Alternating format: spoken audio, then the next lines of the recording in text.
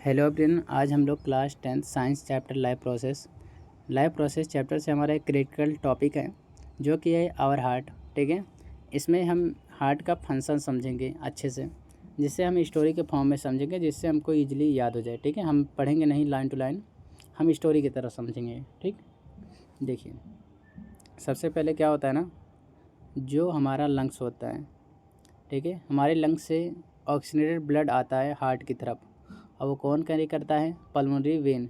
Pulmonary vein क्या करती है? ऑक्सीजनेटेड ब्लड लाती है लंग्स से हार्ट की तरफ। ठीक है, और वो लाती है तो सबसे पहले कहाँ पर लाती है? लेफ़्ट एट्रियम में। देखिए लेफ़्ट एट्रियम में। ठीक है, जब लेफ़्ट एट्रियम को मिलता है तो क्या होता है? रिलैक्स होता है। ठीक है, इतना समझ में आया।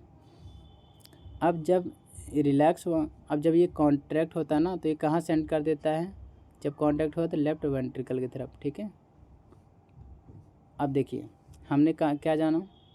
ऑक्सीजनेटेड ब्लड पल्मोनरी वेन के थ्रू लेफ़्ट एट्रियम में आया। ठीक है, लेफ़्ट एट्रियम में आने के बाद ये रिलैक्स हुआ। रिलैक्स होने के बाद जब ये कॉन्ट्रैक्ट हुआ तो ये सेंड कर देता है लेफ़्ट वेंट्रिकल की तरफ। लेफ़्ट वेंट्रिकल को जब ऑक्सीजनेटेड मिलते हैं तो ये क्या होता है? रिलैक्स होता है। ठीक है, रिलैक्स होने के बाद जब ये कॉन्ट्रैक्ट होता है तो ये हमारे हार्ट से ना आर्टरीज एक वेन है जो कि क्या करती है ना, जो ऑक्सीजनेटेड ब्लड हमारे वो लेफ़्ट वेंट्रिकल से पंप होते हैं, वो आर्टरीज़ के थ्रू पूरे बॉडी में पहुंचाता है। ठीक है, अब पूरे बॉडी के सारे पार्ट्स में कि ऑक्सीजनेटेड ब्लड पहुंच जाए, इसलिए वो आर्टरी डिवाइड होती है किस में? पतले पतले तार जैसे, जिसे हम क्या कहते हैं? कैपिलरीज, जो कि एक लगभग 1 सेल थिक होती है। ठीक है, जिससे कि हर पार्ट में क्या हो? ऑक्सीजनेटेड ब्लड पहुँच जाए। ठीक, अब देखिए ये हमारे हर पार्ट में तो पहुँच गई, किसके थ्रू?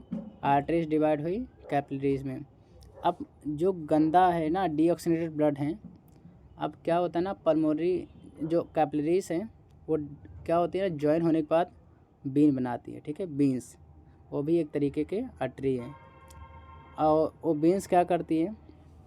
जो डीऑक्सीनेटेड ब्लड है वो पूरे बॉडी से कैरी कर कहाँ लाती है? हमारे वेने कावा के थ्रू राइट एट्रियम में। ठीक है, और जब राइट एट्रियम को मिलता है तो ये रिलैक्स होता है। ठीक है, मिला तो क्या होगा? रिलैक्स होगा। अब जब कॉन्ट्रैक्ट होता है ये ना, तो इस कहाँ सेंड कर देता है? राइट वेंट्रिकल की तरफ। कहाँ सेंड कर देता है? राइट वेंट्रिकल की तरफ। अब राइट वेंट्रिकल को जब मिला तो रिलैक्स होगा। ठीक है, और जब राइट वेंट्रिकल जब कॉन्ट्रैक्ट होता है, ये कहाँ सेंड कर देता है? पल्मोनरी आर्टरीज के थ्रू लंग्स की तरफ सेंड कर देता है कि भाई आप डीऑक्सीनेटेड हो और जाओ लंग्स पर जाओ, लंग्स में से क्या हो? ऑक्सीनेटेड बनकर फिर आओ।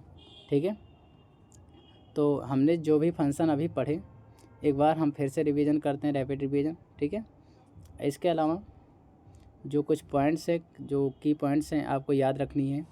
याद रखिएगा, ये एक्सेप्शन है कि pulmonary when he oxygenated blood लाती है। ठीक है, और deoxygenated blood pulmonary arteries carry करती है लंग्स की तरफ। ठीक है, और इसके अलावा आर्टरीज जो होती है ना, ये केवल ऑक्सीनेटेड ब्लड कैरी करती हैं। ठीक है, और एक पॉइंट, जो एओर्टा है ये ऑक्सीनेटेड ब्लड बॉडी के अपवर्ड पार्ट में भेजता है। ठीक है, और ये जो सेप्टम है जिसे डिवाइडिंग वाल भी कहते हैं, ये डिवाइड करता है कि ऑक्सीनेटेड डीऑक्सीनेटेड ब्लड आपस में मिल ना पाएँ। ठीक है, इसके अलावा आप इनको लेवलिंग करना याद कर लीजिएगा। ठीक है, pulmonary arteries, pulmonary vein, left atrium, left ventricle. ठीक है, डिवाइडिंग वाल, राइट वेंट्रिकल। ठीक है, राइट एट्रियम, ये सब आपको क्या होंगे ना, एग्ज़ाम में आजकल लेवलिंग करने के लिए भी बहुत आते हैं, तो आप लेवलिंग करने के लिए अच्छे से प्रैक्टिस कर लीजिएगा। इसे एग्ज़ाम में है तो आप इजीली लेवल कर पाएंगे। और जो मैं समझाया हूँ आपके एग्ज़ाम में आता है कि डबल सर्कुलेशन को डिफ़ाइन कीजिए, आप इसको पूरा लिख भी देंगे। ठीक है, इसके अलावा इसके जो डेफिनीसन है इसको भी अच्छे से लिख देंगे। ठीक है, तो हम हार्ट का फंक्शन हमारा कंप्लीट होता है। ठीक है, तो कैसा लगा वीडियो ज़रूर बताइए। नेक्स्ट टॉपिक के लिए हम नेक्स्ट वीडियो मिलते हैं, तब तक के लिए गुड बाय।